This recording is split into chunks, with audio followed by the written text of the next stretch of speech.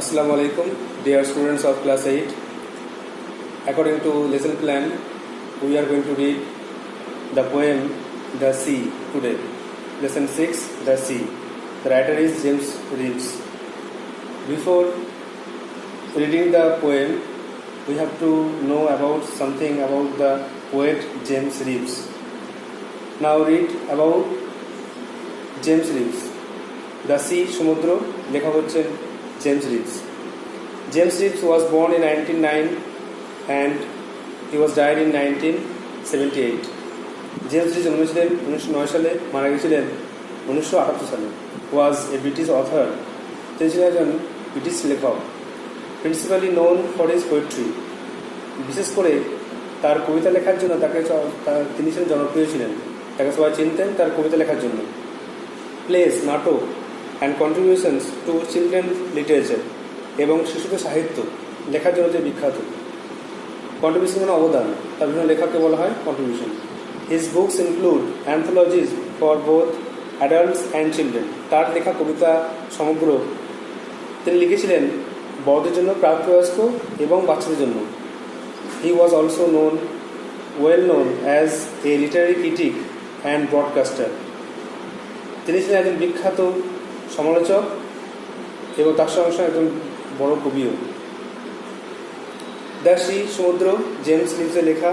এখানে কবিতা পড়ার আগে দুটো পয়েন্ট আছে, দুটো কোশ্চেন আছে. দেখো, with which water body can we associate the following visual image. এখানে কটা ছবি দেওয়া আছে. ছবি মানে ভিজুয়াল ইমেজ, যেটা আমরা কবিতা পড়ে শব্দ পড়ে আমরা কল্পনা করতে পারবো. যেমন স্যান্ডি সোর্স, স্যান্ডি সোর্স আমার বালুময় তীর. সল্টি ওয়াটার, নোনা জল. ফোম, ফেনা. ওয়েভস, ঢেউ. এগুলো আমরা ভিজুয়াল ইমেজ কল্পনা করতে পারি. আর কল্পনা করলে আমাদের সামনে কি ছবি ভেসে আসে? হ্যাঁ, সমুদ্র. আর 2 নম্বর পয়েন্ট দেখো, we often make comparison to express an idea more vividly. আমরা অনেক সময় কী করি, আমরা কোনো তুলনা করার সময় কোনো কিছু আমরা তুলনা করি. উই অফেন মেক কম্পারিজন, তুলনা করি. কেন? To express idea more vividly. Vivid মানে স্পষ্টভাবে কোনো কথাকে, কোনো বিবৃতিকে আরও স্পষ্টভাবে প্রকাশ করার জন্য আমরা তুলনা করি. Such comparisons are called simile. এদিকে বলা হয় সিমিলি. এক্সাম্পল কি? সিমিলি মনে রাখবে, অ্যাজ থাকবে, অ্যাজ বা লাইক. যেমন এখানে as, such, as red as rose, as brave as a lion. আমরা বলতে পারি যে the shirt is as red as rose. এই জামাটা গোলাপের মতো লাল. আবার বলতে পারি the boy is as brave as a lion. বলতে পারি ছেলেটি সিংহের মতো সাহসী. এভাবে তুলনা করি. এই তুলনাকে বলা হয় ডিগ্রি বলা হয়. তুলনাকে আমরা ডিগ্রি বলি. এই অ্যাজ দিয়ে যে তুলনা করা হয় সেটা বলা হয় পজিটিভ ডিগ্রি. পজিটিভ ডিগ্রি তোমরা জানো, এই অ্যাজ দিয়ে তুলনা করা হয়. আমরা এটাকে সিমিলিও বলি. এটা একটা ফিগার অফ স্পিচ. অ্যাজ দিয়ে যখন তুলনা করা হয় তখন তাকে সিমিলি মানে ফিগার অফ স্পিচ বলা হয়. তো আমরা কবিতাটা পড়ছি, দ্য সি, জেমস রিভস.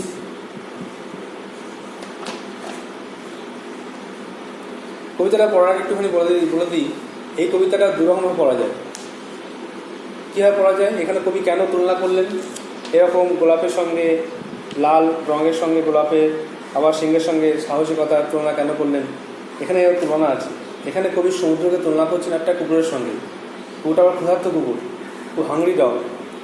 যেমন সমুদ্রে যেমন খুব আগ্রাসী হয়ে ওঠে, খুব ভয়ঙ্কর হয়ে ওঠে মাঝে মাঝে, তেমনই কুকুরও কিন্তু খাবার পেলে বা খাবার না পেলে সামনে খাবার দেখলে সেও আতঙ্কিত, ভয়ঙ্কর হয়ে ওঠে. এখানে সমুদ্রের সঙ্গে কুকুরের তুলনা করা হয়েছে. সেটাই আজকে আমরা পড়তে যাচ্ছি. দেখো, দ্য সি. আর একটা কথা, তোমরা অবশ্যই টেক্সট বুক ফলো করবে. টেক্সট বুক বার করে রাখবে, খাতা রাখবে. এখানে যা যা লেখা হচ্ছে ওয়ার্ড পয়েন্ট সেগুলো সব এখানে দেবে. The sea is a hungry dog. সমুদ্র একটা ক্ষুধার্ত কুকুর. Giant and grey. ধূসর, মহান, বড় এবং ধূসর. তাহলে সমুদ্র, the sea is a hungry dog. সমুদ্রকে বলা হচ্ছে যে সমুদ্রে একটা কুকুর, ক্ষুধার্ত কুকুরের মতো. এবং সেটা কেমন? জায়েন্ট, দৈত্যাকার, খুব বিশাল বড়. সমুদ্রটা খুব বড়. অ্যান্ড গ্রে, আর ধূসর রঙের, সমুদ্র রঙ ধূসর. He rolls on the beach all day. সমুদ্র সারাদিন ধরে সৈকতে গড়িয়ে পড়ে. রোল মানে গড়িয়ে পড়া. বিচ মানে সৈকত, সারাদিন ধরে সৈকতে গড়িয়ে পড়ে সমুদ্র। With his clashing teeth and shaggy jaws, তার ধারালো দাঁত আর রুক্ষ চোয়াল দিয়ে। ক্লাসিং টিথ মানে ধারালো, এখানে ক্লাসিং মানে লিখে নাও CLASHING, ক্লাসিং মানে হচ্ছে ধারালো, আর স্যাগি SHAGGY, স্যাগি জজ মানে রুক্ষ চোয়াল, রুক্ষ চোয়ালকে বলা হচ্ছে স্যাগি জজ।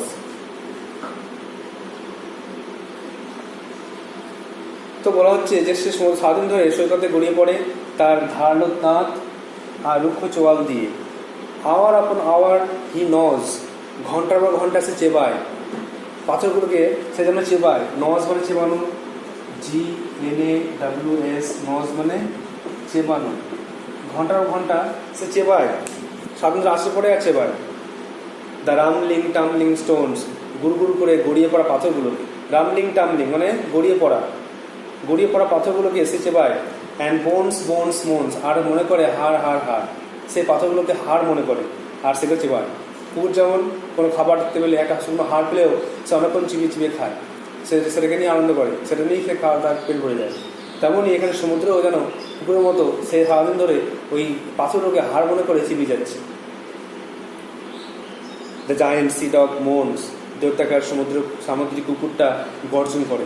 মোনস মানে আর্তনাদ, আর্টটা হয় গোঙানি, মোনস মানে এখানে আর্তনাদ গোঙানি। এখানে দেখো ওয়ার্ডনোটস লেখা আছে হাউলস গর্জন, এখানে মোনস মানে লেখা হয় গর্জন, MOANS, গর্জন করে, সমুদ্র গর্জন করে। কি করে গর্জন করে? লিকিং হিজ গ্রেজি পজ, তার তৈলাক্ত থাবা চেটে। লিকিং মানে চাটা বা লিকিং মানে চেটে এখানে, আর গ্রেজি পজ মানে তৈলাক্ত থাবা, তার থাবাটাকে চাটে। কুকুর যেমন থাবা চাটে শুয়ে, তার নিচে তারা মাটিতে শুয়ে থাবার কাছে চাটে, তেমনই সমুদ্র যেন সেই সমুদ্র তার বালির উপরে আছড়ে পড়ে সেখানে শুয়ে শুয়ে তার থাবাগুলোকে চাটছে। তাহলে ফার্স্ট প্যাকেটটা পড়া হয়ে গেল। ওরা বলছে দেখে নাও, the sea is a hungry dog, সমুদ্র একটি ক্ষুধার্ত কুকুর। জায়ান্ট গ্রে, দৈত্যাকার ধূসর। He rolls on the beach all day, সারাদিন সে সৈকতে আসতে পড়ে। With his clashing teeth and shaggy jaws, তার ধারালো দাঁত রুক্ষ চোয়াল দিয়ে। আওয়ার আপন আওয়ার হি নজ, ঘন্টার পর ঘন্টা সে চেবায়। দ্য রামলিং টামলিং স্টোনস, গুড়গুড় করে গড়িয়ে পড়া পাথরগুলোকে। অ্যান্ড বোনস বোনস বোনস, সেগুলোকে মনে করে হাড় হাড় হাড়। দি জায়েন্ট সি ডগ মোনস, দৈত্যাকার সমুদ্রের কুকুরটা গর্জন করে। লিকিং হিজ গ্রেজি পজ, তার তৈলাক্ত থাবা চাটতে চাটতে। লিকিং মানে চাটা, গ্রেজি মানে তৈলাক্ত, পজ মানে থাবা। পজ জানো, PAWS, পজ মানে থাবা। নেক্সট প্যারাগ্রাফ পড়ো। And when the night wind roars, যখন রাত্রের বাতাস গর্জন করে, যখন আকাশে ঝড় ওঠে, রাত হয়ে যায়, যখন রাতের বাতাস গর্জন করে। And the moon rocks in the stormy cloud, আর যখন চাঁদ ঝোড়োময় মেঘে যখন চাঁদ আকাশে ওঠে। He bounce to his feet, তখন সে তার পায়ের কাছে লাফায়। অ্যান্ড স্নাফ স্নিপ মানে জোরে জোরে শ্বাস টানা। স্নাফ স্নিপ মানে জোরে জোরে শ্বাস নেওয়া। একটা কথা ওয়ার্ড আছে নসি টানা। স্নাফ স্নিপ মানে নসি টানা হয় আর জোরে জোরে শ্বাস নেওয়া হয়। তো সে পায়ের কাছে লাফায় আর জোরে জোরে শ্বাস নেয়। Checking his weight sides over the cliff, cliff মানে পাহাড়ের অংশ, পাহাড়ের খাড় ঢালকে ক্লিফ বলা হচ্ছে। ক্লিফ লেখো ওয়ার্ডটা, ক্লিফ CLIFF, পাহাড়ের ঢাল, পাহাড় ঢাল ক্লিফ বলা হচ্ছে। তো পাহাড়ের ঢাল বরাবর সে নিজের গাটায় ঘষে, গর্জন করে, তার ভিজে গাটা পাহাড়ের গায়ে ঘষে। And howls and hollos long and loud, আর দীর্ঘক্ষণ ধরে গর্জন করে। হাউলস অ্যান্ড হলোজ, হাউল মানে গর্জন করা, হলোজ মানে ফাঁকা জায়গা, ফাঁকা শূন্যে, হলোজ লং অ্যান্ড লাউড, দীর্ঘক্ষণ ধরে জোরে জোরে গর্জন করতে থাকে। তাহলে পড়ছে আবার দেখো সেকেন্ড প্যারাগ্রাফটা। And when the night wind roars, যখন রাত্রে বাতাস গর্জন করে। And the moon rocks in the stormy cloud, যখন ঝড়ময় আকাশে চাঁদ ওঠে। He bounce to his feet, তখন সে তার পায়ের কাছে লাফায়। অ্যান্ড স্নাফস জোরে জোরে শ্বাস নেয়। Checking his weight side over the cliff, পাহাড়ের গায়ে সে তার ভিজে গাটা ঝাঁকিয়ে নেয়, নাড়িয়ে নেয়। And howls and hollos long and loud, দীর্ঘক্ষণ ধরে জোরে জোরে গর্জন করে। এবার দেখো লাস্ট প্যারাগ্রাফটা দেখো। এখন দেখো থার্ড প্যারাগ্রাফটা পড়ছি। But on quiet days in May আর জুন, কিন্তু মে জুন মাসের শান্ত দিনগুলিতে, when even the grasses on the dune, যখন বালিয়ারির ঘাসগুলি, বালিয়ারিতে ঘাসগুলি, ডিউন বালিয়ারি, যেমন আমি ওয়ানরোজ দেওয়া আছে, ডিউন বালিয়ারি, যখন বালিয়ারির ঘাসগুলিতে play no more the tune, যখন কোনো রকম সুর শোনা যায় না, টিউন মানে সুর বা স্বর, বিভিন্ন রকম গানের সুরকে টিউন বলে। তো যখন মে জুন মাসে শান্ত দিনগুলিতে যখন বালিয়ারিতে ঘাসগুলো যখন কোনো স্বর শোনা যায় না, মানে অন্য সময় বালিয়ারিতে ঘাস থাকে আর অন্য সময় হাওয়া দিলে ঘাসে ঘাসের মানে সংঘর্ষ হয়ে ধাক্কা লেগে একটা আওয়াজ হয়, একটা সুর, গানের সুর ভেসে আসে। কিন্তু মে জুন মাসে কী হয়, যখন হাওয়া দেয় না তখন কিন্তু আর ঘাসে ধাক্কা লেগে আর কোনো সুর শোনা যায় না। তাই বলছে মে জুন মাসে শান্ত দিনগুলিতে যখন বালিয়ারি ঘাসগুলিতে কোনো রকম সুর বা আওয়াজ শোনা যায় না, with his head between his pause, তখন সমুদ্র তার দুই থাবার মাঝখানে মাথাটা রাখে,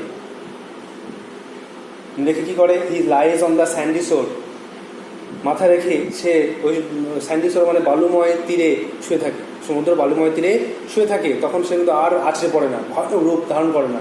কখন? বছর কিছু সময়, মে জুন মাসে। সো কোয়াইট হি স্কার্টসলি স্নোরস, এত শান্ত যে সে কোনো রকম আওয়াজ করে না বললেই চলে, কোনো রকম আওয়াজ করে না, গর্জন করে না। রোডস আগে দেখছিলাম সেকেন্ড প্যারাগ্রাফে, সমুদ্র গর্জন করছিল, হ্যাঁ, বাতাস যখন রাতের বাতাস গর্জন করবে তখন সমুদ্র, যখন রাতের বাতাস গর্জন করবে, চাঁদ আকাশ উঠবে তখন সমুদ্র তার পায়ের কাছে লাফিয়ে যদি আওয়াজ করবে, শ্বাস নেবে। এখন কিন্তু আর মে জুন মাসে তাই কিন্তু তার ওই ধ্বংসাত্মক রূপ আর দেখা যায় না, তখন শান্ত হয়ে যায়, চুপচাপ বাড়িতে শুয়ে থাকে, পড়ে থাকে। স্কার্সলি স্নোরস মানে আরেকটা ওয়ার্ড আছে, নাক ডাকা। এখানে একটা ওয়ার্ড আছে স্কার্সলি স্নোরস মানে নাক ডাকে না বললেই চলে, এত শান্ত থাকে, কোনো আওয়াজ করে না, মানে ঘুমিয়ে যায় অথচ নাক ডাকে না, কোনো রকম আওয়াজ করে না, চুপচাপ থাকে। তাহলে এই কবিতাটা পড়লাম একটা আমাদের সমুদ্র হিসাবে, এবার আমরা পড়বো কবিতা হিসাবে, কুকুর হিসাবে। একটা হাংরি ডগ হিসাবে যদি পড়ি কেমন হবে দেখো। সমুদ্রের একটা ক্ষত কুকুর, দৈত্যাকার, ধূসর রঙের। কুকুরটা সারাদিন ধরে সৈকতে আছড়ে পড়ে, তার ধারালো দাঁত দিয়ে আর রুক্ষ চোয়াল দিয়ে। ঘন্টার পর ঘন্টা সে পাথরগুলোকে হার মনে করে চেবায়। এই দৈত্যাকার সমুদ্র কুকুরটা গর্জন করে তার থাবা ছাড়তে, এবং যখন রাতের বাতাস যখন গর্জন করে, যখন ঝড়ময় আকাশে ঝড়ময় মেঘে চাঁদ ওঠে, তখন কুকুরটি তার পায়ের কাছে লাফিয়ে জোর জোরে শ্বাস নেয়, আর তার ভিজে গাটা পাহাড়ের গায়ে ঘুষে নেয়, আর দীর্ঘক্ষণ ধরে গর্জন করে। কিন্তু মে জুন মাসে শান্ত দিনগুলিতে যখন বালিতে কোনো ঘাস থাকে না,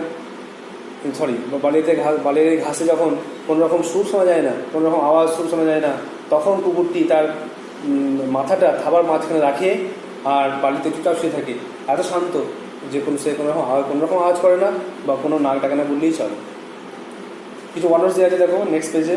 স্যাগি মানে রাফ, রুক্ষ, নজ মানে চেবানো, বাইটস চিউস, মোর্স মানে গর্জন করা, হাউলস, ক্লিপ মানে পাহাড়ের অংশ, পাহাড়ের গায়ের অংশ, পাথরের অংশ, ওভারহ্যাঙ্গিং পিসেস অফ রক, যারা পাহাড় থেকে ঝুলে আছে, ক্লিপ বলে।